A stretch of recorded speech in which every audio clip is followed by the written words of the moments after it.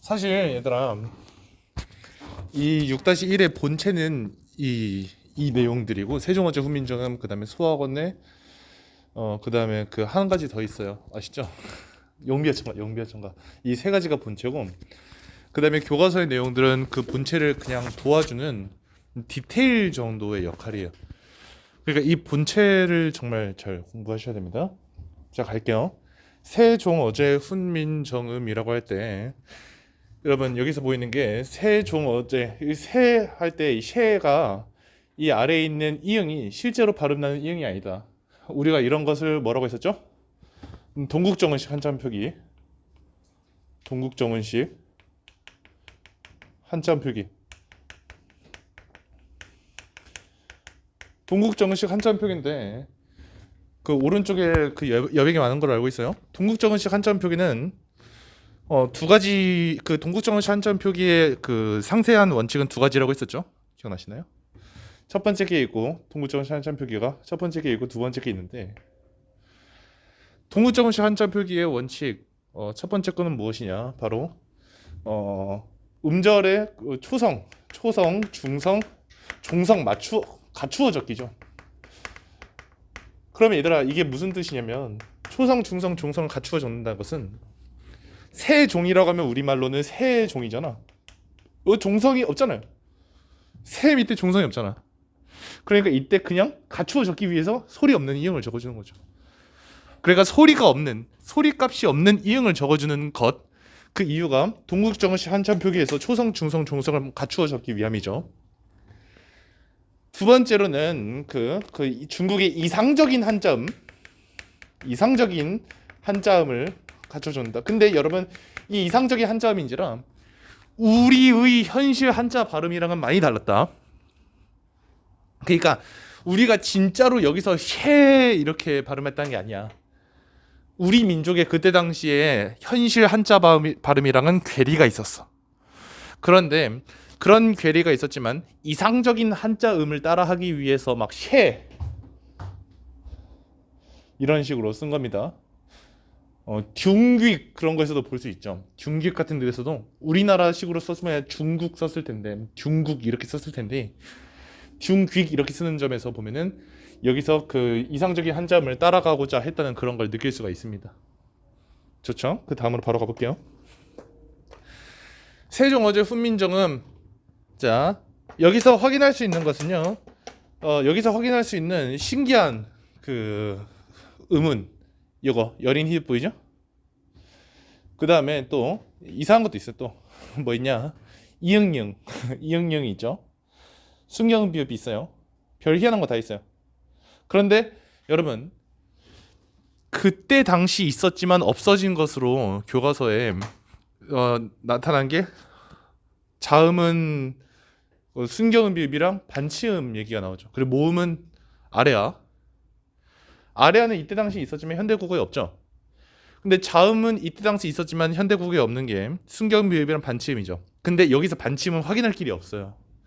그러니까 혹시 몰라요. 이 세종어제 훈민정음을 추고 윗글에서 알 수 있는 거 고르라고 한 다음에 중세국어는 현대국어와 달리 반침이 사용됐다라고 하면 그거는 여기서는 알 수 없는 겁니다. 그걸 알아두세요. 하지만 요거는 알 수 있다는 점. 그러니까 이제 실제 시험장 가서 안 그래도 시간이 부족할 거거든요. 문법이 많이 나올수록 시간이 부족해. 그러니까 이런 것은 있지만, 그리고 쌍이응, 이거는 쌍기역처럼 쌍이응은 있지만, 그렇지만 그 반침은 확인할 수 없었다는 점. 그다음 넘어가겠습니다. 나란말싸미에서 알 수 있는 게 뭐가 있나 보세요. 나란말싸미에서 알 수 있는 것은, 여기서 알 수 있는 것은, 여기서 알 수 없는 것부터 말해주겠습니다. 이제는 나란말싸미에서 알 수 없는 것은요, 주격조사가 이만 사용되었구나는 나란말싸미에서 알 수 있는 게 아니에요. 왜요? 현대국어도 나란말씀 자음 뒤에는 이가 옵니다. 그러니까 나란말싸미에서는 현대국어랑 중세국어랑 주격조사에서 차이가 없어. 그거랑 그 현대국어랑 중세국어랑 주격조사의 차이는 언제 알 수 있냐면 이 홀베이셔도에서 알 수 있는 거죠. 왜냐면 홀베이셔도에서는 할 바가 있어도 말하고자 할 바가, 현대국어에서는 이 바 뒤에 가가 옵니다. 근데 중세국어에서는 바 뒤에서 이가 왔죠. 모음 뒤에서 이가 와버리는 모습이 들켰죠, 우리한테. 자음 뒤에서 이가 오는 것은 현대국어도 마찬가지야. 근데 모음 뒤에서 이가 오는 것은 중세국어만의 특징이고 그거는 홀베이션 드러난다. 자, 근데 특히 조금만이라도 더 깊게 들어간다면 주격조사 1을 세 가지로 나누는 걸 아실 겁니다. 주격조사 1을 어떻게 나누냐면 이거는 뭐 안 쓰셔도 되는데 이미 아시니까 이 이렇게 세 가지로 나뉘잖아요. 이것은 뭐냐? 생략됐다는 소리입니다. 생략. 자, 여러분 주격조사 2 이거는 언제 쓰이냐? 이건 자음 뒤에 쓰인다고 했습니다. 이 이응을 반드시 밝혀 적는 건 자음 뒤에요. 그럼 왜 이렇게 밝혀 적느냐? 밝혀 적는 이유는 바로 그 끊어 적기가 됐을 때 어색하지 않기 위해서입니다. 예시를 들자면 만약에 이거 이어 적기 됐지만 끊어 적기가 됐다고 가정해 볼게요. 끊어 적기가 됐다고 가정을 하면은 말쌈하고 이렇게 적어야 되는 거죠. 이게 얼마나 어색해요. 이렇게 적어야죠, 그렇죠? 그러니까 자음 뒤에서는 이 이응이 있는 것을 반드시 적어 써야 됐다. 모음 뒤에서는 바처럼 이렇게 바로 갖다 붙이면 되니까 이 이를 쓴 겁니다. 생략이 될 때는 언제라고 했습니까? 생략이 될 때는 그 현대국어의 아어 탈락, 그것이 동일 모음 탈락인데 민기가 가, 아따 하나가 탈락한다고 했죠. 그러니까 여러분 그 하고자 하는 말이 뭡니까? 민기 뒤에 또 이가 오면 그냥 민기이니까 하나가 탈락하는 거죠. 그러니까 아예 생략이 되는 건 언제다? 아예 생략이 되는 건 이 모음 뒤다. 이 모음 뒤. 자, 그러니까 여기 나란 말씀이 여기서 알 수 있는 것은 주격조사에 관련된 건 아니야. 그러면 여기서 알 수 있는 것은 뭐냐? 사실 여기서 알 수 있는 건 세 가지입니다. 첫 번째로는 여기서 알 수 있는 거 첫 번째는 관형격 조사 시옷. 두 번째는 의미 축소. 자, 세 번째는 뭘까요? 세 번째로는 그 히읗 종성 체현. 이거 세 가지 알아야 되는 거죠. 관형격 조사 시옷, 의미 축소, 히읗 종성 체현. 이거의 디테일은 다 파악을 하셨을 거라 생각해요. 근데 관형격 조사의 디테일이 진짜 어렵습니다. 이제는 말씀드릴게요. 관형격 조사의 디테일이 어떻게 어렵냐? 자, 관형격 조사는 세 가지가 쓰입니다. 이거는 교과서에는 없는 내용이죠. 근데 만약에 학교에서 배웠거나 또는 학교에서 이제 맘먹고 맘먹고 문제를 내는 경우는 아셔야겠죠. 관형격 조사 시옷은 세 가지죠. 학교에서 안 배웠다면 아실 필요 없습니다. 아이랑 의랑 시옷 이거 세 가지가 있죠. 관형격 조사에. 그렇죠? 자, 이거 둘로 나눌 수 있어요. 어떻게 둘로 나눌 수 있냐? 얘네가 모습이 비슷하지 않냐? 이렇게 나눌 수 있고 시옷만 따로 노는 친구야. 이렇게 둘로 어떻게 나뉘냐면 아이랑 의는 사람 뒤에 쓰입니다. 사람. 시옷은 그 무생물 또는 식물 이런 거 뒤에 쓰여요. 사물 이런 거. 그런데 더 재밌는 게 뭔지 아세요? 아이 의는 사람 뒤에 쓴다. 시옷은 무생물, 식물, 사물 뒤에 쓴다. 이거에서 끝이 아니라 한 가지 조건이 더 붙어. 아이 의는 사람이자 그 평칭, 그러니까 높임이 없는 것, 낮춤의 기능. 그러니까 높이는 사람한테는 아이랑 의를 쓴다는 게 아니에요. 근데 시옷은 뭐냐? 무생물, 식물, 사물 또는 높이는 사람. 높임. 그러니까 여기서 어떻게 해야 되느냐? 높임을 하고 싶다? 그러면 시옷을 쓰는 거야. 예를 들어서 민기쌤이라고 하면은 민기 사진 이런 식으로 민기의 사진이라고 이렇게 시옷을 쓰게 되는 거야. 만약에 높이고 싶다 하면은. 근데 만약에 민기를 높이고 싶지 않아. 민기가 내 친구야. 그러면은 민기 뭐 아이 쓰든 의 쓰든 다 똑같은데 의 쓰겠습니다. 민기의 사진 이렇게 쓰는 거죠. 높이고 싶지 않으면 이때 이렇게 쓰게 되는 거죠. 그렇습니다. 자, 근데 여기서 그러면 아이랑 의가 있네. 두 가지가 있어. 아이랑 의가 있는데 이 아이랑 의가 대립되는 거예요. 이 아이랑 의의 대립을 알아야 되는데 어떻게 대립을 하냐면 그 양성모음과 음성모음의 대립 있지 않았습니까? 자, 머릿속을 뒤집어 봅시다. 양성모음과 음성모음이 있는데 양성모음은 일단 그 해, 음성모음은 땅, 해와 땅. 그래가지고 땅과 해. 왼쪽과 오른쪽, 음성과 양성. 왼쪽이 옛날에 사람들 싫어하는 쪽이라 했어. 왼쪽에 외자가 애초에 그르다라는 뜻이야. 외다가 그르다라는 뜻이거든. 오른쪽은 옳다에서 온 거야. 옳다 그르다가 오른쪽 왼쪽이에요. 신기하죠? 옳다, 옳은 쪽. 그러니까 옳으니까 양성이죠. 그래서 해가 땅 위에 떠올라 있으면 낮. 해가 땅 아래로 저물어 있으면 밤. 그러니까 각각 그 양성 음성이 되죠. 얘들아, 이렇게 대립한다고 할 때 아래아랑 모음조화로 대립하는 건 의야.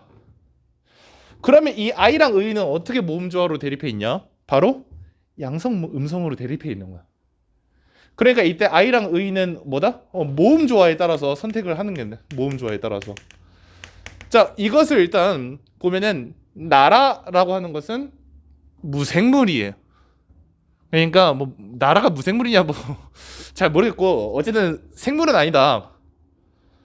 그렇기 때문에 나라 뒤에는 나라 아이 이런 식으로 쓴 것이 아니라 관형교조사 시옷을 쓴 거죠. 그런데 그러다 보니까 나라라고 하는 것이 원래는 나라 히읗이라는 히읗 정성 체언이었어. 나라 히읗이라는 히읗 정성 체언이었는데 그때 그 뒤에 관형교조사 시옷이 옴으로써 히읗이 탈락해버리는 이런 현상이 발생했어. 교과서에서는 히읗 정성 체언을 세 가지 소개했습니다. 첫 번째가 나라, 두 번째가 머리, 세 번째가 살. 그거 설명을 했어요. 그래서 교과서에서는 나라 히읗은 뒤에 관형교조사 시옷이 오면서 히읗이 탈락한다. 보이지 않는다. 이렇게 설명하고 있죠.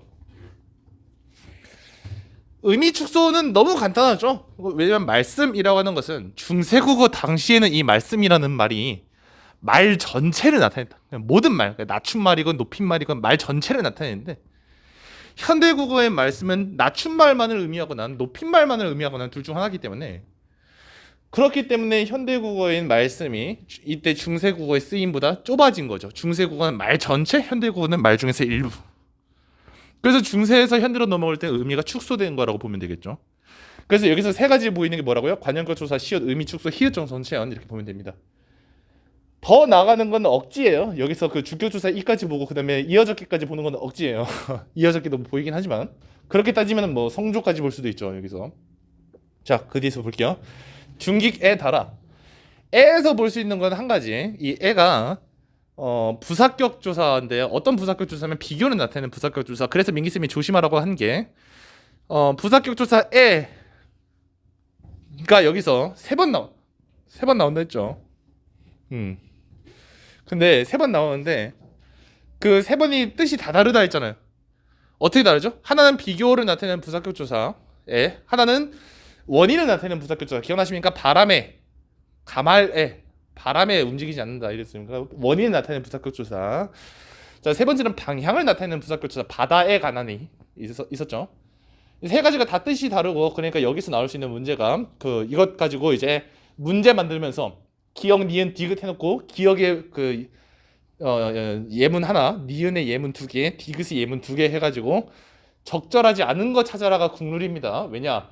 세 개씩이나 되면은 적절하지 않은 예문으로만 채워넣는 건 너무 어려워. 그래서 적절하지 않은 예문을 찾으라라고 하면 적절한 예문으로 채워넣을 수 있으니까 이건 적절하지 않은 것 문제로 나올 겁니다. 중깃에 달아에서 민기쌤 이거 확인했어요. 중깃에 달아 이거 얘기했고 달아 이거는 웬만하면 건드리지 않아요. 달아는 웬만하면 문제가 나오지 않는데 현대국어는 달라라고 하지만 여기는 달아라고 하니까 현대국어는 리을이 나오지만 여기서는 리을 이응이 나온다. 그래서 어떤 변태 같은 문제들 보면은 리을 이응 활용형이 쓰였으면 알 수 있다 뭐 이런 선택지가 있는데 민기생 기출문제 좀 풀다 보면 있을 겁니다. 근데 웬만하면 모르셔도 됩니다. 그냥 그냥 듣고 넘기셔도 돼요. 달라 리을 이응 그겁니다. 문자와로 서로 사만띠 아니할사이 문자와 서로 서르. 자, 여기서 알 수 있는 것은 모음조화가 지켜졌다. 자, 모음조화가 비교적 잘 지켜졌다는 거죠. 왜냐면 서르 같은 경우는 이제 모음조화가 어떻게 되어 있냐면 서가 음성모음, 르가 음성모음이에요. 둘 다 음성이죠. 근데 현대국어 같은 경우는 서로라고 음성 양성으로 바뀌었으니까 중세국어 때 이렇게 음성모음과 음성모음, 모음조화를 잘 지킨 것은 현대국어로 넘어오면서 갑자기 그 모음조화를 깨버리는 모습이라고 볼 수 있는 거죠. 그러니까 이때 당시에는 현대국어보다 더 모음조화를 잘 지켰구나 이걸 알 수 있어. 자, 얘들아, 현대국어보다 모음조화를 잘 지켰다고 알 수 있는 케이스가 두 가지가 있는데 첫 번째로는 이런 서르 같은 존재, 두 번째로는 소학원에서 살한이야. 미리 그냥 말할게. 소학원에서 살한이 왜 그 모음조화를 잘 지킨 거냐면 요즘 말로 하면은 살은이야. 양성 음성이란 말이에요. 요즘 말은 살은 부모께 받은 것이니. 근데 옛날 말은 양성 양성이야. 옛날 말은 그 보조사 안을 썼다 이거야. 보조사 안이 뭔데요? 은의 친구겠죠. 이거 둘이 어떻게 친구야? 아까 아이의 봤잖아. 아까 아이의에서 이거 양성모음 음성모음으로 나눴죠. 살한 할 때 이것도 마찬가지야. 이거 히읗이 넘어간 거야 뒤로. 그러니까 분석하자면 살 히읗 뒤에 이응 아래야 니은이 붙은 거죠. 그러니까 이것이 요즘과 달리 요즘은 을 늘만 있는데 이때 당시에는 모음 조합까지 지켜서 알 날까지 있었다. 이 점에서 볼 때 조사에서 오늘날보다 더 확실하게 모음 조합을 지켰구나 이걸 알 수가 있어요. 그러니까 여기서 모음 조합 관련해서 말할 건 두 가지입니다. 서르랑 요거. 사마띠 아니야 할 사이. 자, 사마띠에서는 사마띠가 얘들아 요즘은 없어진 단어다. 이렇게 나오는 건 좀 변태 같은 문제고 보통은 이 사마띠에서 어떻게 나오냐면 이 시옷이랑 디귿만 건드립니다. 많이들 이제 풀다 보면 아실 거예요. 시옷이랑 디귿만 건드리는데 이 시옷을 건드릴 때는 그 첫 번째, 자 여기서 두 가지라고 했어요. 두 가지. 첫 번째는 팔종성법, 그리고 두 번째는 그 구개음화가 아직 일어나지 않았다. 이것을 보통 많이 알죠. 사마띠에서. 사마띠에서 팔종선법이 도대체 왜 들어가냐? 여기서 설명을 할 수가 있습니다. 자, 사마띠는 원래 사마따에 해가지고 그 아래 그 치읓이 붙어요. 이렇게. 사마트는 원래 아래가 치읓입니다. 근데 여기서 자음 앞에서 사맛이라고 시옷으로 바뀌었죠. 치읓이 시옷으로 바뀌었다 이거예요. 그럼 왜 치읓이 시옷으로 바뀌었냐? 팔종성법이다. 팔종성법은 뭐냐? 종성에서 8가지 글자만 소리 나는 거. 선생님 현대국어는 7종성법인데요. 맞아요. 현대국어는 7종성법, 중세국어는 8종성법. 근데 되게 재밌는 게 잘 보세요. 현대국어에서 꽃이라고 쓰죠. 현대국어는 그러면 종성에서 치읓이 발음이 나기 때문에 치읓으로 쓰느냐? 그게 아니야. 자, 여기서 팔종성법은 팔종성법이고 표기는 표기인데 팔종성법이 표기에 반영이 된 거야. 무슨 말이냐? 팔종성법은 그때 당시에 음절의 끝소리 규칙이라고 했습니다. 중세국어 버전 음절의 끝소리 규칙. 그런데 그때 당시에 어떤 큰 원칙이 있었냐? 그때 당시에는 소리 나는 대로 적는다는 큰 원칙이 있었다. 현대국어는 소리 나는 대로 적되 그 뒤에 또 뭐 붙잖아요. 원형을 밝혀서 적는다. 그거 배웠죠? 거의 넘어갔었잖아 거기. 현대국어는 원형을 밝혀서 적기 때문에 꼬 밑에 치읓이라고 적는 것이야. 발음이랑은 다르죠. 근데 이때 당시에 발음과 표기가 같다. 그렇기 때문에 치읓 대신에 시옷을 써주는 거야. 근데 하필 시옷이네. 하필 시옷으로 썼다는 것 때문에 우린 또 무엇을 할 수 있느냐? 현대국어랑 비교를 해보면 된다 이거예요. 이건 안 적으셔도 되는데 한번 보겠습니다. 현대국어랑 비교를 해보면 현대국어는 그느, 드르, 무, 브, 으입니다. 시옷이 없어요. 근데 중세국어 당시에는 그느, 드르, 무, 브, 스, 으야. 현대국어는 여기 시옷이 발음되지 않죠. 그러면 현대국어는 시옷은 어떻게 되느냐? 꽃꽃이 서 있었다라고 할 때 이 꽃꽃이 이 시옷은 어떻게 되느냐? 디귿 소리로 같이 나요. 그러니까 다시 말하면 이것을 조금 어렵게 꼬아서 말하면 이렇게 되는 거야. 현대국어는 음절의 끝소리에서 시옷과 디귿이 구별되지 않는다. 맞죠? 꼬 밑에 시옷이랑 꼬 밑에 치읓이랑 꼬 밑에 디귿이랑 무엇이 써져 있든 다 결국 소리는 디귿으로 납니다. 근데 중세국어는 시옷이 쓰였다는 것 자체는 시옷의 발음이 낮기 때문에 시옷을 쓴 것이고 그 말인즉슨 이것을 정리해서 말하면 어떻게 되느냐? 중세국어는 현대국어랑 달리 시옷과 디귿의 소리가 종성에서 구별되었다 이렇게 말하면 되는 거죠. 그래 다시 말하면 어떤 말은 뒤에 디귿이 소리가 나는 그런 단어가 있을 것이고 어떤 말은 뒤에 시옷이 소리가 나는 그런 단어가 있단 말이죠. 그러니까 요즘은 갓이랑 갓이랑 구분이 안 돼. 둘 다 발음하면 갓이야. 근데 중세국어 당시에 이 똑같은 단어가 있으면 그때는 갓 이렇게 따로 발음을 했을 거란 말이죠. 그래서 중세국어는 시옷이 진짜로 소리가 났다는 점 그것을 체크하시면 됩니다. 그것을 어렵게 말하면 어떻게 된다? 종성에서 시옷과 디귿의 소리가 구별된다 이런 식으로 말이 된다고 했습니다.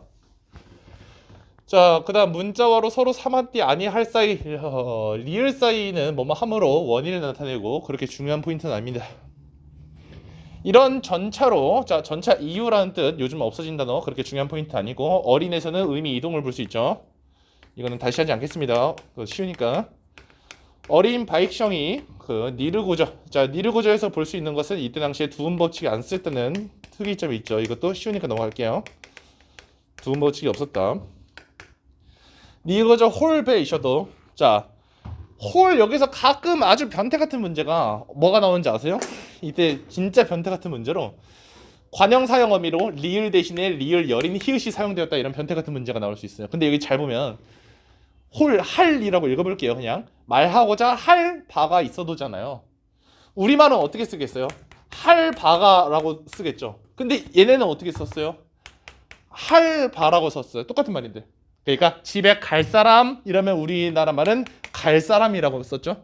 근데 이때 당시 어떻게 했다고? 집에 갈 사람 이렇게 썼다는 거야. 이게 뭔데?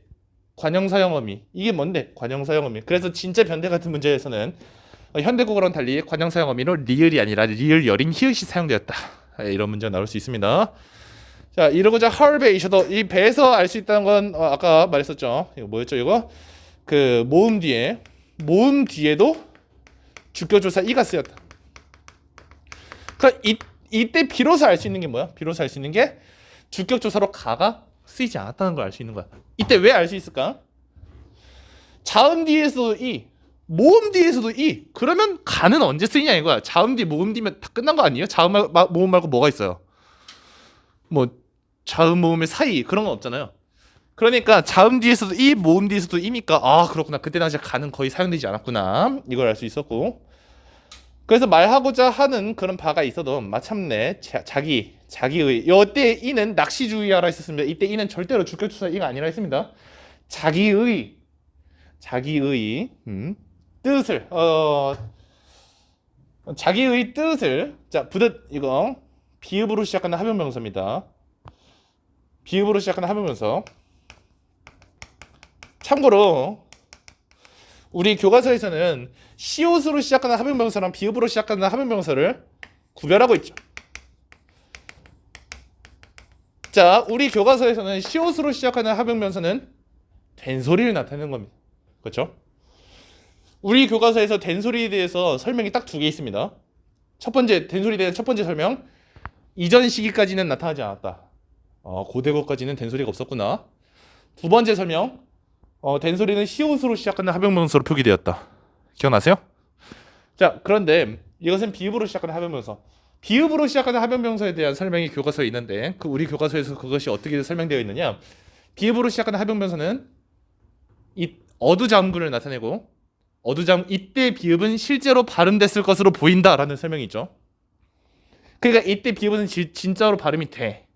진짜로 발음이 되다 보니까 이거는 비읍과 디귿이 실제로 있는 겁니다. 실제로 비읍과 디귿이 있어요. 그렇기 때문에 이것은 둘 다 발음이 나니까 자음이 두 개 있는 거니까 자음의 물이니까 자음군이죠. 현대국어는 그 자음군이 종성에만 오기 때문에 우리가 그 자음군 단수나 뭐 이런 말을 쓰죠.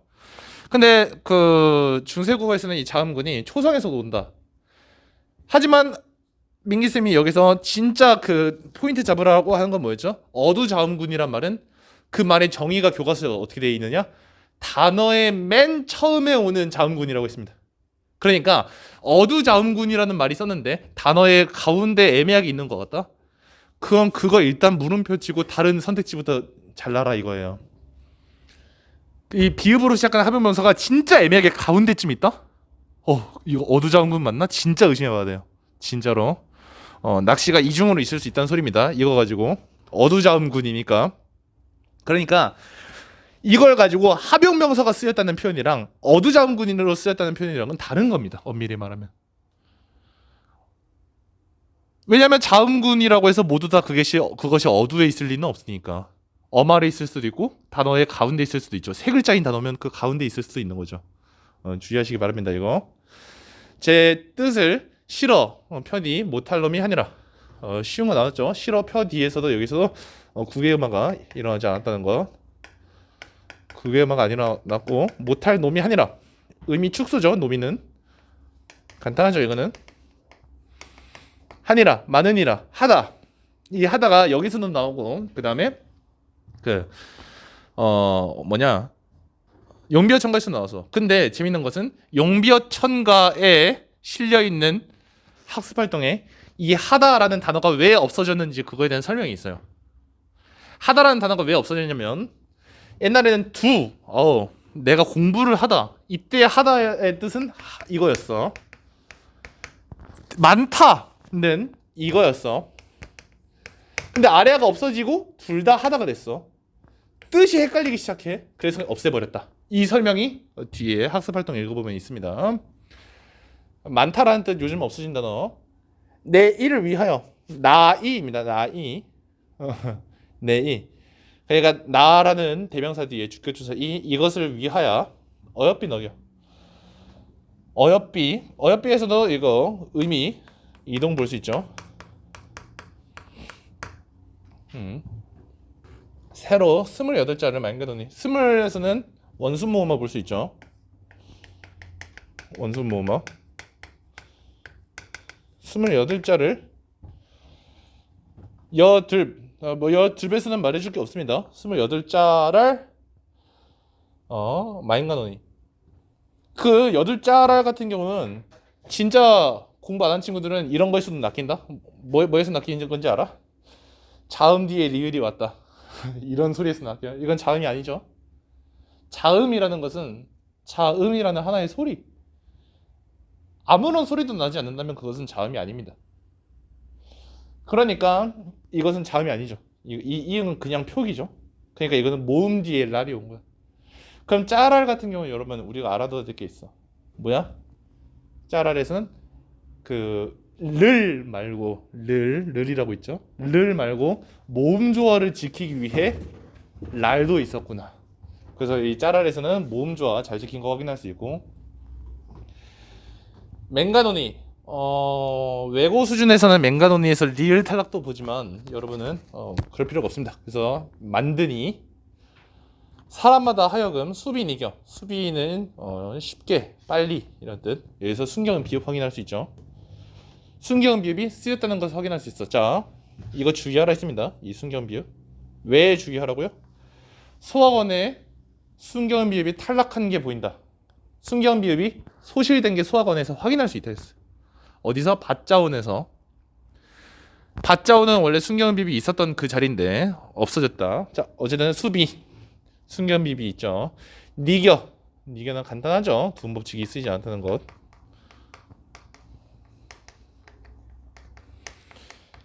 날로 부스메에서 알아놔야 될 것은 비읍으로 시작하다 합의면서 어두장군 다 괜찮아요. 근데 여기 아까 봤잖아. 비읍으로 시작하는 합의명사 어두장군 아까 봤으니까 부스메에서 봐야 되는 것은 뭐냐면 명사형이 음을 봐야 하죠. 왜냐면 부스메를 민기쌤이 한번 여기서 형태에서 분석해 보겠습니다. 형태에서 분석하면은 부스다에서 부스 플러스 플러스 에가 됩니다.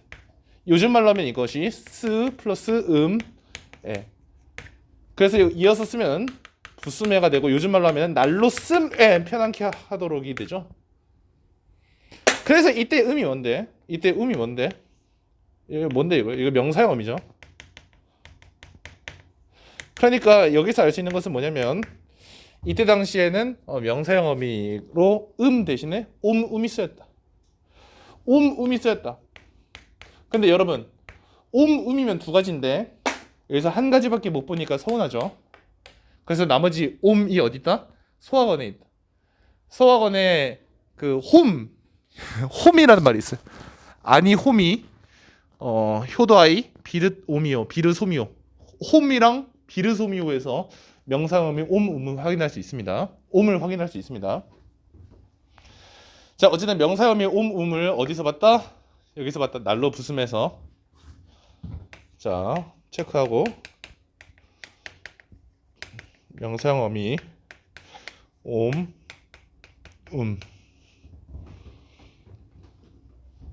날로 쓰면 편안하게 좀 특이하게 썼죠.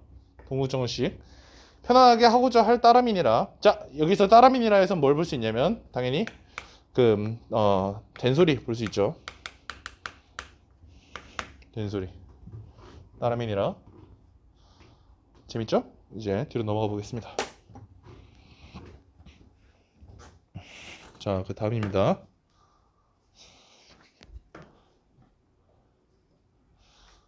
뭐야? 호잇.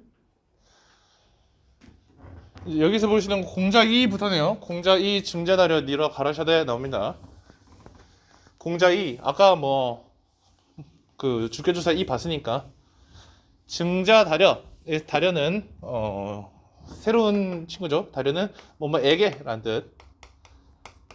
그러니까 내 행동의 대상, 내가 증자에게, 증자 사람 이름입니다. 공자가 증자에게 닐러도 간단하죠? 그 두음 법칙 가라샤대. 가라샤대에서 중요한 게 나왔다고 했습니다. 이 샤가 뭐다? 주체 높임 선어마입니다. 요즘 주체 높임 선어마이 뭐 쓰입니까? 시 쓰이죠. 시랑 똑같은 겁니다. 그러니까 여기서 샤는요 현대국어랑 공통점이라 했어요. 공통점. 현대국어는 시고 이거는 샤니까 차이점 아닙니다. 샤가 시랑 똑같은 거예요. 음은 법칙 때문이야.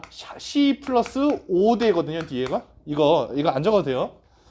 이것을 형태에서 분석하면은 가라 플러스 의시 플러스 오다이가 되는데 오다이랑 시랑 만나서 샤가 되고 이거 두 개 만나서 갈 이응이 돼서 이렇게 갈아 샤대가 되는 거야. 근데 그러니까 시가 있는 겁니다. 그래서 현대국어랑 공통점입니다. 몰라도 되는 겁니다. 이거는 주체 높임 선어범위 몸이며 얼굴이며 머리털이며 살현. 자, 몸이며 얼굴이며 머리털이며 여기서 볼 수 있는 것은 끊어적기 확대.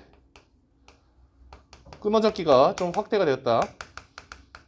그 다음에 여기서 이 이며의 뜻을 민기쌤이 제대로 알아놓으라고 했었죠. 이때 이며의 뜻은 이것은 뭐뭐와 또는 뭐뭐과. 이게 뭐냐면 그 접속의 뜻을 나타내는 접속조사라고 하는데, 자, 이게 접속조사가 무엇이냐? 헷갈려요 이거.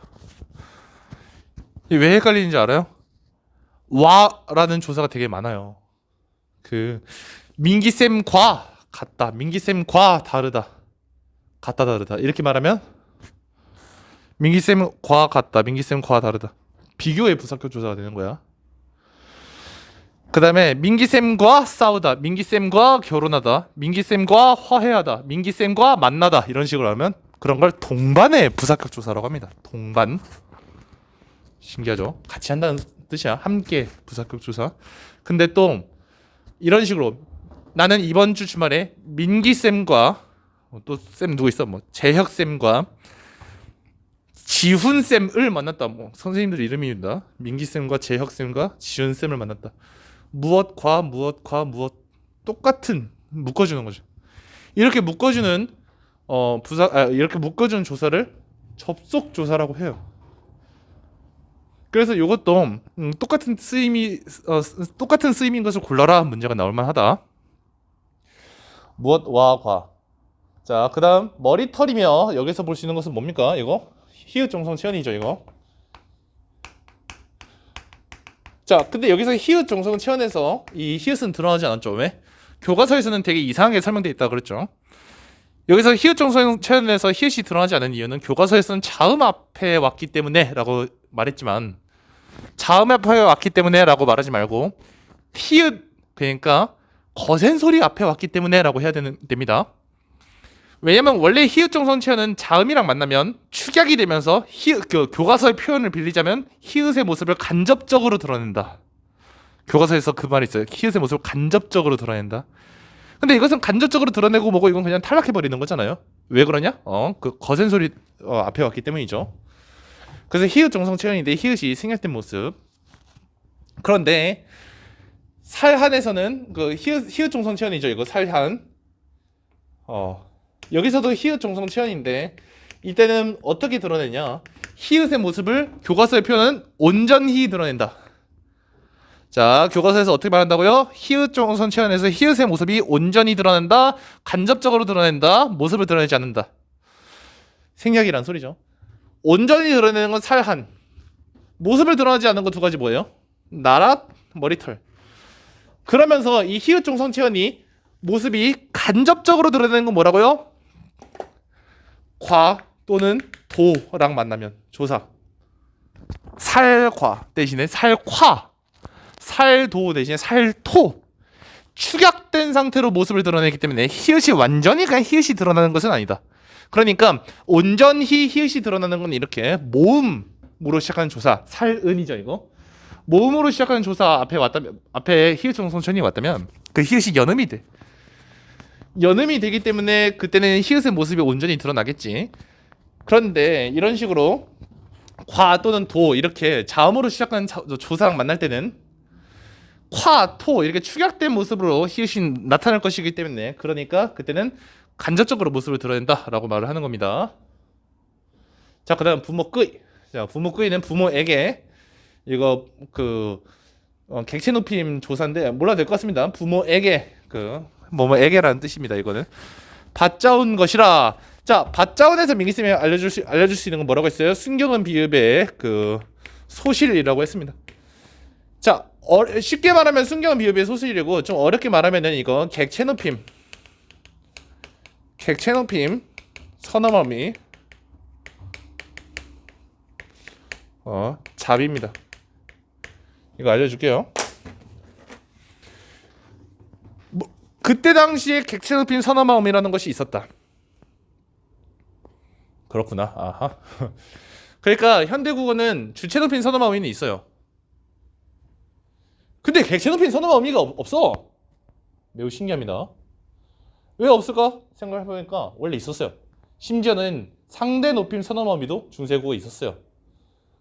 응이라고 하는 발음이 응이 그치 응이 이런 선어머미가 있었어요.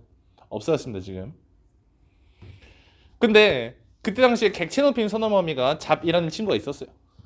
그래서 밭, 잡, 그 다음에 뒤에 온 걸 보니까 안이 왔네요. 이것은 뭐냐면 관형사형어미. 그래서 이것이 어떻게 바뀌었냐? 넘어가요. 부모께 받다. 순간비율 넘어갑시다. 자, 이렇게. 근데 민기쌤이 말한 거 여기서 이해하지 않아도 되는 법칙 하나가 있다고 했습니다. 뭐? 순경 비읍이 탈락하면서 반모음 W로 바뀌는데 반모음 W는 아랑 만나면 아래아랑 만나면 오가 되고 반모음 W랑 으랑 만나면 우가 된다. 이거는 뭐 이해하진 않아도 되는 법칙. 왜냐하면 고등학교 2학년 때 알아서 배울 거기 때문에 지금 몰라도 됩니다. 어쨌든 지금 알아야 되는 건 뭐냐? 원래 이 자리에 순경 비읍이 있었다. 원래 이 자리에 순경 비읍이 있었다. 근데 이 순경 비읍이 없어졌다.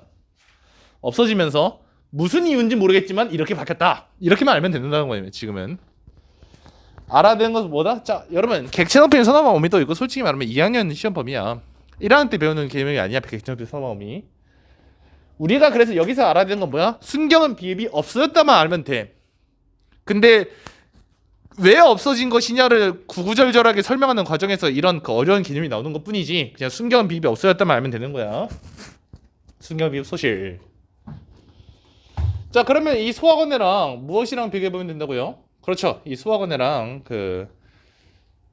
나란말싸미 세종어제 훈민정음이랑 비교해보면 하나는 순경 비읍이 있고 하나는 순경 비읍이 없으니까 그 둘 사이에서 가에서는 순경 비읍이 있지만 나에서는 소실되었다 이 말이 가능한 거죠.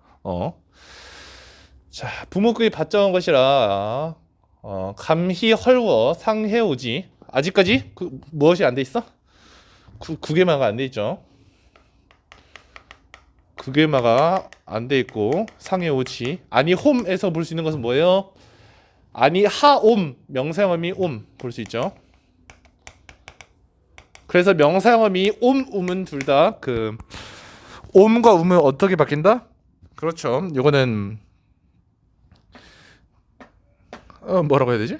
모음 조화에 따라서 바뀐다. 효도 아이 비르소미오 비릇 옴 이오 여기서도 명사음이 볼 수 있어요. 이거 명사음입니다. 옛날에 비롯하다라고 보면 안 된다. 비릇다예요. 옛날 말로 비릇다 신기하죠? 비릇다. 그래서 비릇 옴 이 오 하고 이어적기 하면 이렇게 됩니다. 비릇 옴이오. 몸을 세워 도를 행하야. 이 도를 해서 볼 수 있는 것은 모음조화가 좀 깨지고 있네요. 원래 같으면 도랄이라고 할 수 있을 것 같은데 모음조화 같은 거 문제 어떻게 나오는 게 국룰인지 알아 얘들아? 다음 중 모음조화의 양상이 다른 거 골라라 라고 하고 네 가지는 모음조화 잘 지킨 거, 한 가지는 모음조화 깨진 거. 그 한 가지가 이게 되겠죠. 이게 첫 번째 문제 유형이야. 알겠지? 두 번째 문제 유형이 뭔지 알아? 두 번째 문제 유형은 보기 박스 주고 모음조화에 대해서 설명해. 모음조화는 체언 뒤에 조사, 용언 어간 뒤에 어미가 올 때 또는 체언 내부에서 양성모음 뒤에 양성모음, 음성모음 뒤에 음성모음이 쓰이는 것이었다. 그 다음에 나오는 말은 이게 국룰이야. 중세국어 때까지는 모음조화가 비교적 잘 지켜졌다. 애 밑줄 그리는 게 국룰이야. 거기다 중세국어까지는 모음조화가 비교적 잘 지켜졌다. 애 밑줄 걸어놓고 밑줄 친 내용과 다른 거 골라라 라고 하면은 중세국어인데 모음조화가 잘 안 지켜진 신기한 사례를 찾으라는 거지. 그게 바로 이게 되는 겁니다. 두 가지 문제 유형 아셨죠? 첫 번째는 다른 거 하나 찾기, 두 번째는 보기 박스 주기. 쉽습니다. 근데 도를 행하여 일홈을 이름 뜻이야죠. 이름을 후셰에. 자, 이 후셰 예인데 이 예는 진짜 변태 문제쯤 되어야 건드립니다. 이건 정말 따질 수 없는 이거는 2학년 시험범이기 때문에 마치 화학 1 시험인데 화학 2 내용이 나오는 거랑 비슷한 거거든요. 이 부사격조사 애가 반모음 이 뒤에서는 얘로 바뀐다. 안 나올 것 같아요. 배퍼 부서 부모랄 신기하죠? 모음 뒤에는 랄이 와야 되는데 모음이래.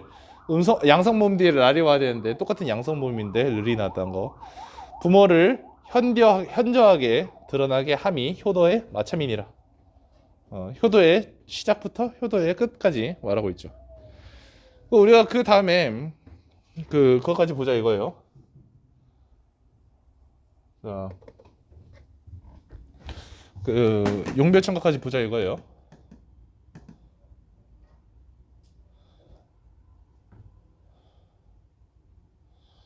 용별천가를 보면은 이게 있죠. 뿌리 깊은부터. 뿌리 깊은 나무는 바람에 아니 무일살. 여러분 280쪽이었나? 몇 쪽이었죠? 펴보시겠습니까? 펼 필요 없군요. 여러분 해놨으니까. 불휘. 자 얘들아 이거는 불휘 플러스 불휘 뿌리가 불휘 같은 이가 두 번 쓰였으니까 동일 모음 탈락. 그래서 이때 어떻게 나온다? 주격조사 생략이야. 얘들아 불휘에서 볼 수 있는 게 뭐라고? 주격조사 생략. 불휘에서는 주격조사 생략을 볼 수 있는 거예요. 뿌리가 라는 뜻이다. 주격조사 생략을 볼 수 있다. 그러니까 우리가 주격조사의 모습이 이응이 붙는 이응이 안 붙는 배에서 봤죠. 배 홀베이슈도. 그 다음에 아예 탈락하는 사례. 이렇게 세 가지 사례를 모두 볼 수 있었습니다. 뿌리가 깊은 나무는 나무라는 뜻이었습니다. 나무는 바람에 아닌 물 사이. 바람에 여기서 에가 뭐라고 했었습니까 이거? 원인을 나타내는 부사격조사 에. 만약에 나무가 뿌리가 깊다면 바람 때문에 흔들리지는 않는다. 여기서 리을 사이 아까 나왔었죠. 원인 아니함으로. 그래서 고지 좋고 여름 하나님. 자, 곧 보세요. 팔중성법 예외 사례죠. 이거 문제 어떻게 나오는 건지 알아? 팔중성법 문제는 표기상 다른 것은 이렇게 말하면 좀 그렇긴 잘 안 나고요. 팔중성법 문제는 보통 보기 박스 많이 주는데 어쨌든 팔중성법 어긴 것 찾아라 하면 그 밑에 지읒 이겁니다. 원래는 어떻게 썼어야 됐을까? 그 밑에 시옷이라고 썼어야 됐을 겁니다. 근데 그 밑에 지읒이라고 썼네요. 팔중성법 어겼어요. 아니 물 사이에 꽃 좋고 여름 하나니 여름이 많으니. 자 샘이 깊은 물은 가말에 아니 그칠 사이 내히 이러 발아래 가나니. 자 여름이 하다. 여름은 열매라는 뜻입니다. 열매. 여러분 혹시 여름에다가 그 밑줄 긋고 이게 뭐냐라고 물으면 열매잖아요. 진짜 여름, 서머는 뭐다? 여름. 진짜 서머는 여름입니다. 여름에서 여름이 온 거야. 이거는 열매란 뜻이라 했습니다. 열매. 자, 샘이 깊은 물은 물에서 원수모마 안 돼 있네요. 가뭄의 원인이죠. 아니 그칠 사이 내 희이러. 희읍종성체현이다. 희읍종성체현. 내가 이루어져서 발알에 가다니. 이거 뭐라고 했습니까? 이거 방향. 한 가지만 더 알려주자면 두 가지 더 알려줄까요? 안 알려준 거 있는데 세 가지. 미안합니다. 9개만 안 일어난 거. 하나니 이 니가 종결음이에요. 그래서 요즘 말로는 쓰이지 않는 평소형 종결음이 니가 보인다는 점도 특이하고요. 대구법 쓰였죠? 그 다음에 상징 쓰였죠? 남간, 물 상징이죠. 다 국가를 상징하죠. 그 다음에 이 나가 뭐냐? 그냥 지금 심심풀이로 재미삼아서 알려줍니다. 이 나가 뭐냐? 이 나는 현재 시제 선어마음입니다. 이게 가나니 이게 니가 요즘 말하면 다야 다. 이게 니은으로 바뀌었어. 그냥 이 아래아가 없어졌어. 왜냐 아래아가 없어졌으니까. 그래서 이거 어떻게 바뀌었을까? 가나니가 가 니은 다로 번역되는 겁니다. 이렇게 이게 나가 현재 시제 선어마음입니다. 이렇게 6-1이 끝났어. 이제는 6-2의 중요 내용 파악해보죠.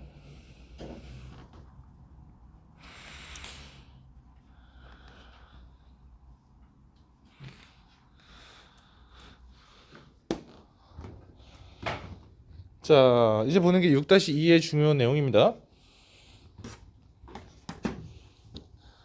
높이 표현 나타나는데 높임 표현에서 주체 높임, 객체 높임, 상대 높임 있습니다.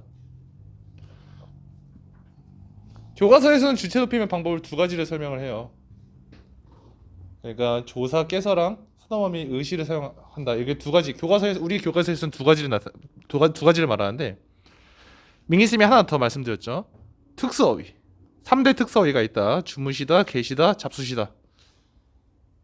간단하죠. 주체 높임. 근데 주체 높임에서 제일 화나는 게 뭐냐면 간접 높임입니다. 간접 높임. 자, 읽어볼게요. 주체를 높일 때는 높이려는 대상의 신체 일부분, 소유물, 생각. 신체 일부분, 소유물, 생각입니다. 신체 일부분, 소유물, 생각 등과 관련된 서술어의 의시를 사용해서 높임을 실현하는 것. 이것이 내가 너희들 이번 시험에서 가장 두려운 포인트가 이건데 어떤 포인트냐면 요 문장이야. 요 문장.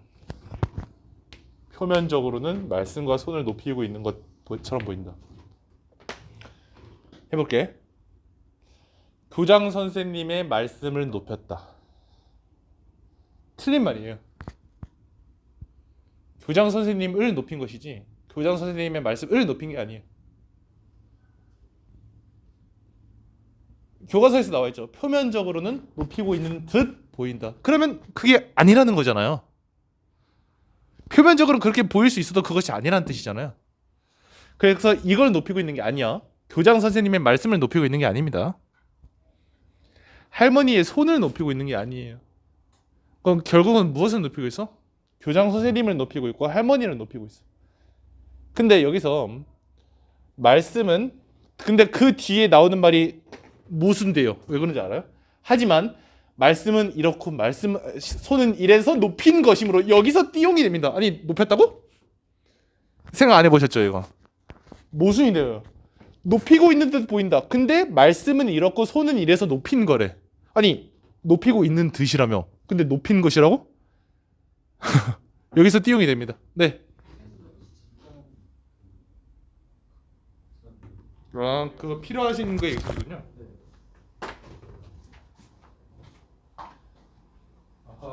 참 미안합니다.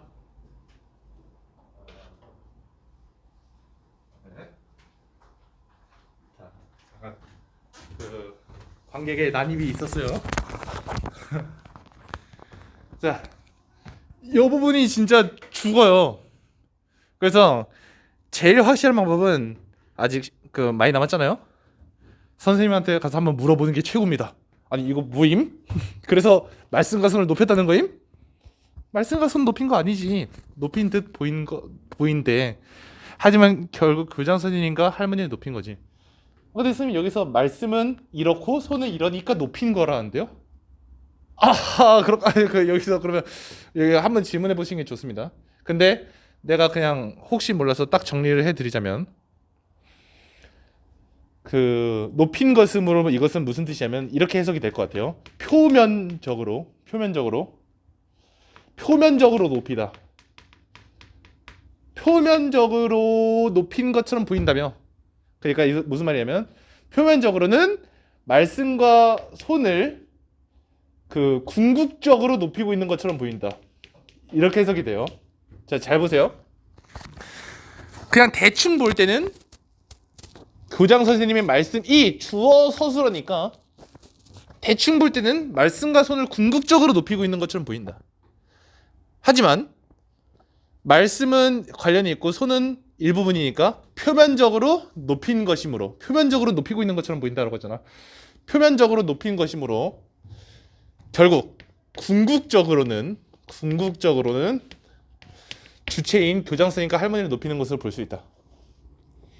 대충 볼 때는 말씀과 손을 높이고 있는 것처럼 보여. 인정. 대충 볼 때는 그렇게 높인 거야. 이렇게. 근데 궁극적으로는 얘네를 높이고 있는 것이 아니야. 이렇게 해석을 하면 돼요. 되게 어렵게 나왔죠, 교과서에서. 자, 넘어가겠습니다. 그다음 뭐야? 나 지금 선생님께 과제물을 제출했어. 이제부터 객체 높임 나오죠. 여기서 말하는 이는 서술의 동작이 미치는 대상인 선생님을 높이기 위해 조사에게 대신 깨를 사용하고 있다.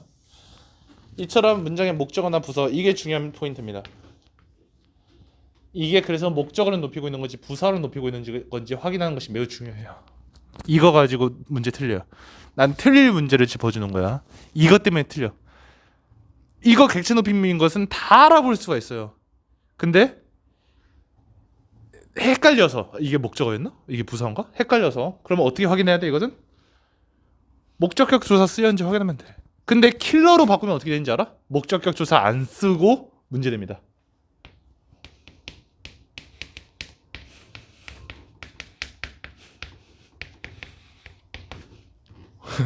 이렇게 이게 써놓고 선택지 어떻게 써? 선택지 어떻게 말한 거야?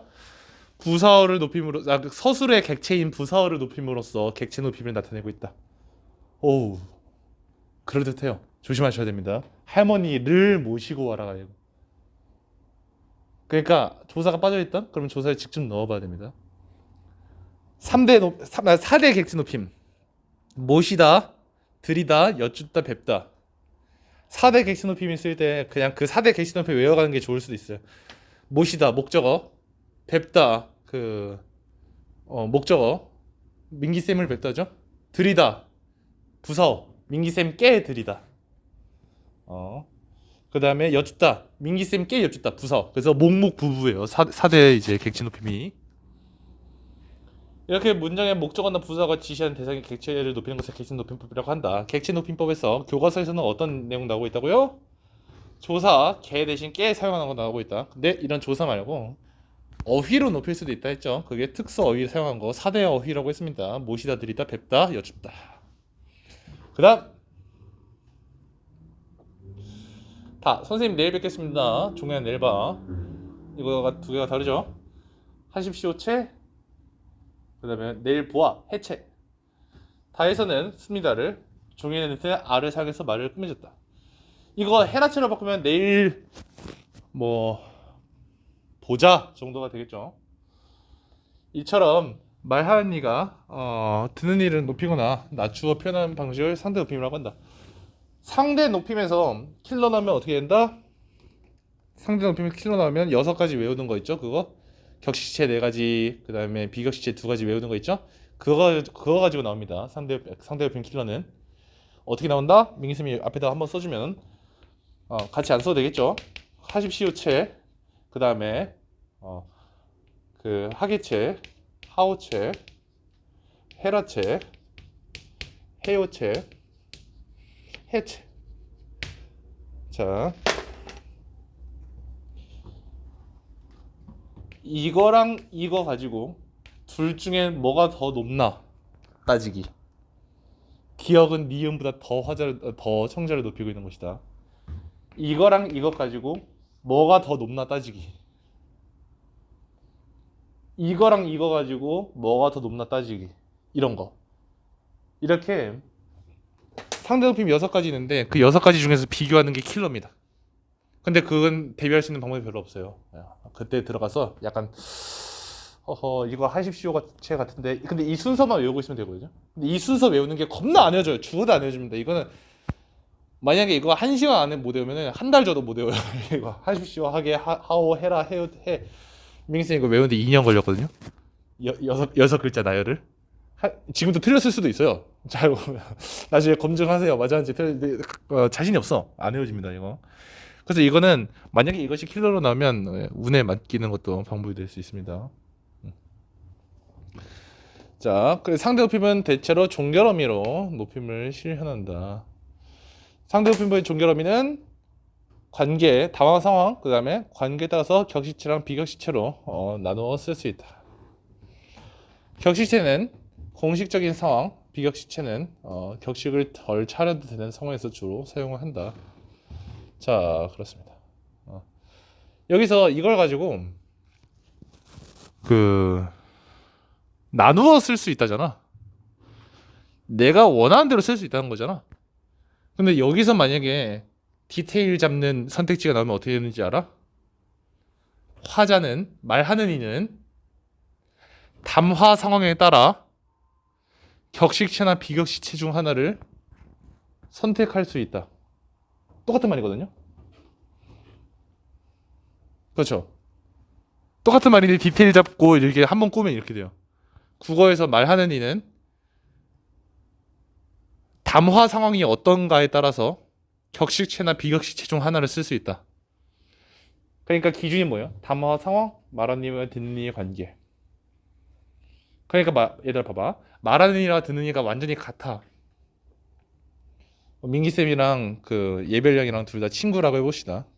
여고니까 불가능하군요. 자, 민기쌤이랑 그 지영양이랑 친구라고 해봅시다. 우리 뭐 서로 옆반에 있어. 난 층이 완전 분리돼 있습니까? 아니죠. 어떻게 보면 옆반이 될 수 있잖아요. 그렇죠? 그럴 순 없나요? 교무실이 가운데 있나? 그렇군요. 알겠습니다.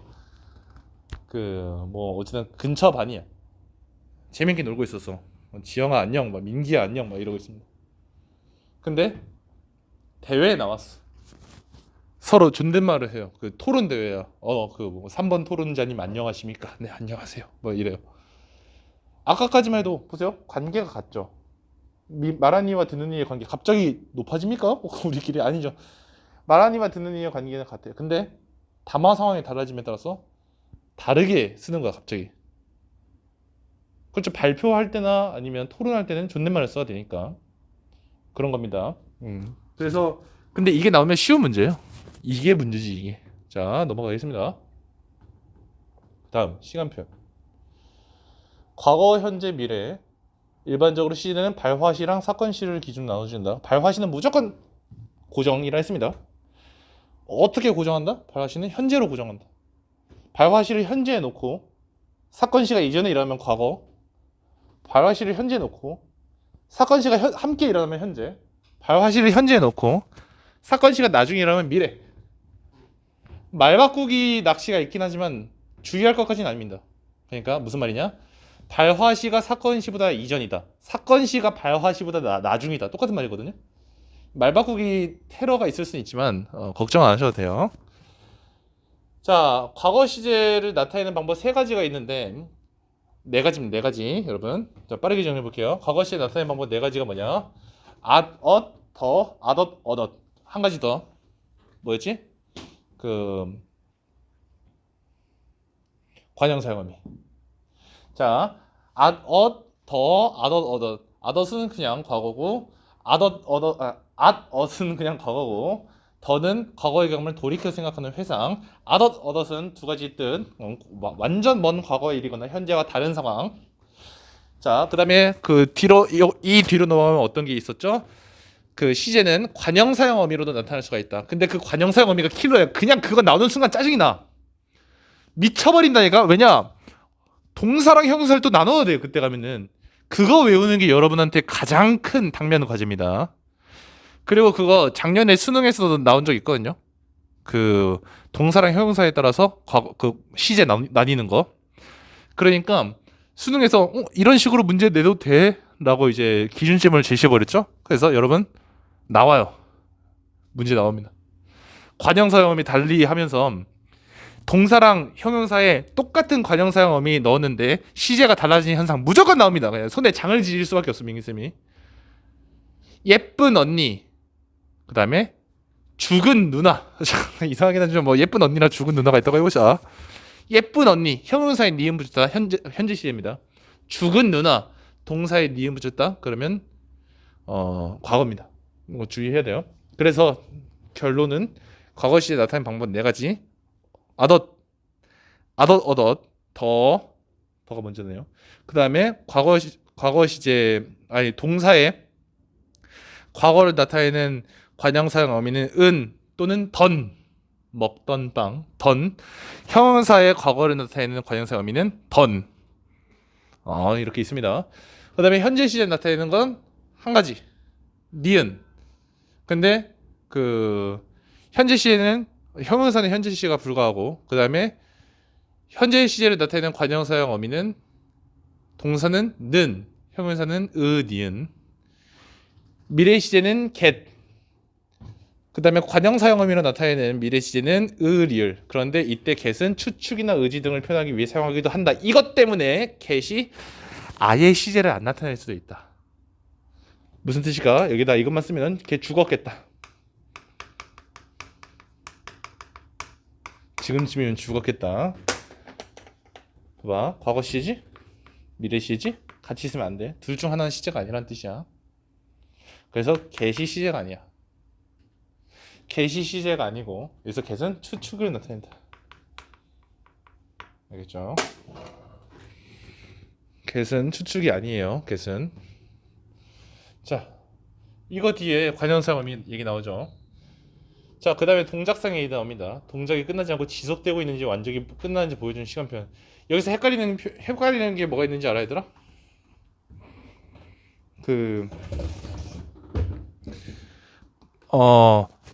내가 요거는 너희들이 다 알 거라고 생각해. 얘가 고 있다 아어가다. 그 동작상, 그죠? 동작상 중에서 진행상 아직 못 했을 수도 있어요. 진행상 나타내는 방법 두 가지. 고 있다 아어가다. 두 가지입니다. 이거. 그 완료상을 나타내는 방법 두 가지. 아어 있다 아어 버리다.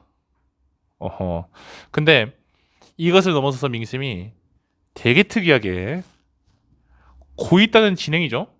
고 있다가 쓰였는데 항상 완료로만 해석되는 거 한 가지 알려드릴게요. 되게 특이하죠. 고 있다가 쓰였는데 항상 완료로만 해석되는 이런 변태 같은 사례 뭐냐? 의자에 앉고 있답니다. 의자에 앉고 있다가 아니 어떻게 앉길래 야하 하면서 이제 이상하죠. 그래서 민기가 의자에 앉고 있다 이거는 완료로 해석이 됩니다.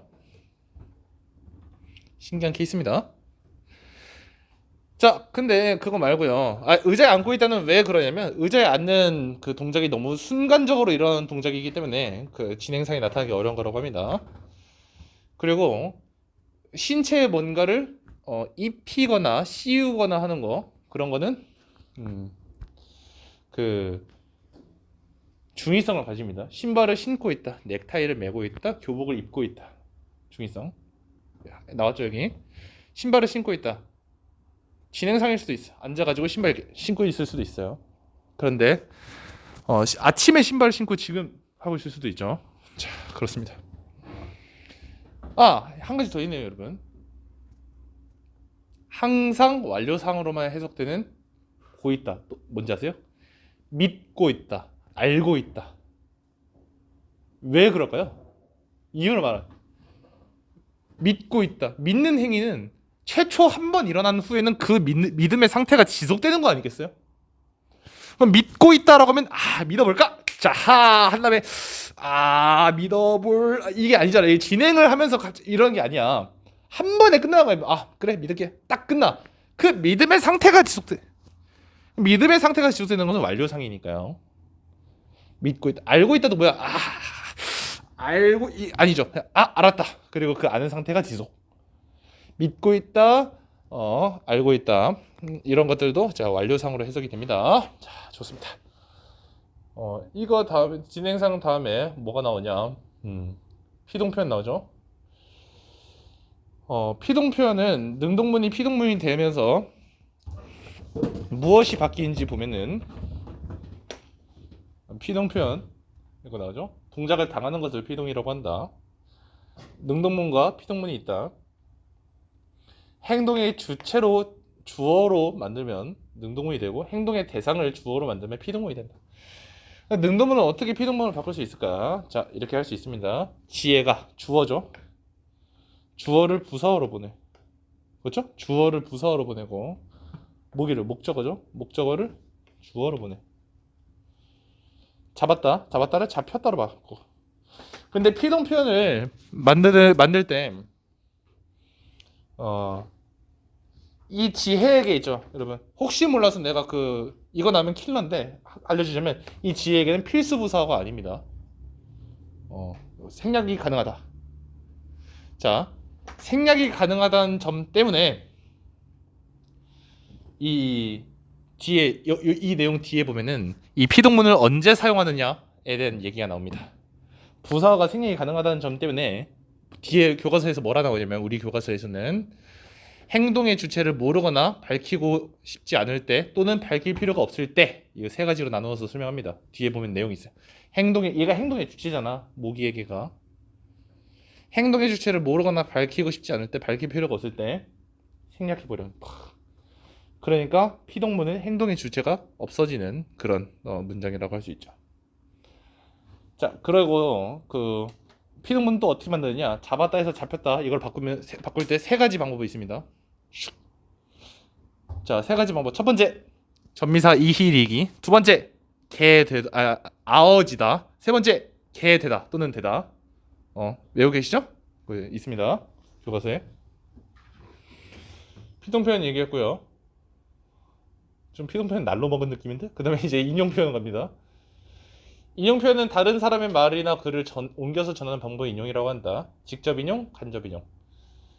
직접 인용, 간접 인용. 자, 여러분 보세요. 직접 인용은 다른 사람의 말을 그대로 옮겨주네. 그러니까 여기서 나오는 특징이 뭐다? 여기서 나오는 특징이 바로 생생함. 생생하게 전한다. 현장성 있게 전한다. 간접 인용은 다른 사람의 말을 자신의 표현으로 바꿔 전한다. 자, 근데 바꿔 전할 때 바뀌는 거 세 가지 있다고 했습니다. 세 가지. 첫 번째 뭐라고요? 쌍따옴표가 없어지고요. 두 번째 라고가 고로 바뀌고요. 세 번째 헤라체로 바뀐다고 했습니다. 종결하면 헤라체로 바뀌어요. 네 번째 대명사를 말하는 사람의 표현으로 맞춰서 바꿔준다. 교과서에 있는 4개 바꿈이죠. 첫 번째 쌍따옴표 없애고. 두 번째 라고를 고로. 세 번째 헤라체 사용. 네 번째 대명사를 말하는 사람에 맞게 바꿔준다. 이거 문제 나옵니다. 직접 인용을 간접 인용으로 바꾸는 문제 나옵니다. 효성고에서는 이제 서술형으로 나올 것이고 계산여고에서는 이거 문제 그냥 하는 3.3점짜리로 하나 맨 뒤에 나올 겁니다. 맨 뒤에 거의 맨 뒤쪽에 6-3 앞에군요. 맨 뒤는 아니겠네요. 자, 이렇게 해서 인용 표현까지 우리가 마쳤어요. 직접 인용, 간접 인용 이렇게 다 얘기를 했습니다. 자, 6-3은 어제 해보니까 빡칠 뿐이지 어렵진 않습니다. 빡쳐요. 6대 3이 최대 복병이에요. 왜냐? 진짜 쉬워요. 근데 그러고 나서 문제 풀면 틀립니다. 근데 너무 화가 나요. 자, 그러면 오늘 그 정리는 여기까지 하고